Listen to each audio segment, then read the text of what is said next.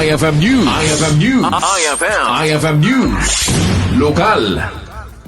Maragsakan ni Mr. Florante Riego, Principal di San Nicolas National High School, ang mga ipadamag adamanen tinagunod ti pagadalan asa bali manen ang pamadayaw sa ana science, sana mathematics, kem idatan ket social studies.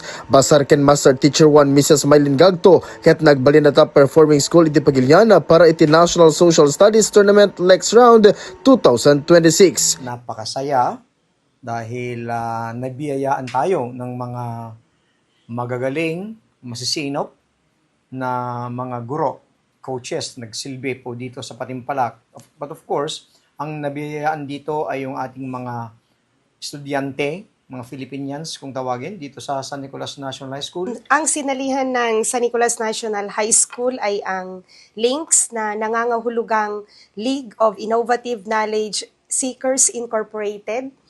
Isa itong SEC, registered, non-stock, and non-profit na organisasyon sa Pilipinas na nagsasagawa ng iba't ibang pambansang akademikong kompetisyon para sa mga mag-aaral mula kindergarten hanggang senior high school na ang layunin ay paunlarin ang kaalaman at kasanayan ng mga mag-aaral at hikayatin ang akademikong kahusayan sa iba't ibang asignatura. Gapo iti daytoy ket ado ti preparasyon iti naiwayat para kadagiti ubing ken coaches. Kung titignan natin, sir, so hindi naman na siguro lingid sa kalaman ng karamihan na ang San Nicolas National High School ay palaging it always sends students sa mga iba't ibang patimpalak, di ba? We have science, we have math.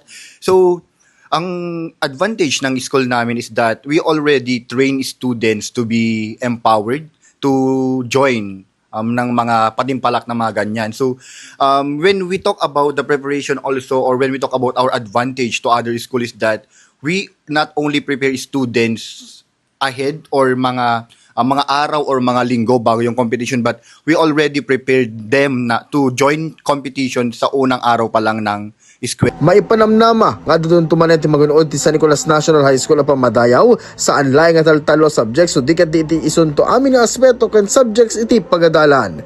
Para iti IFM News, Idol Lawrence Martinez, Tatak, IFM. IFM News. IFM News. IFM News. Lokal.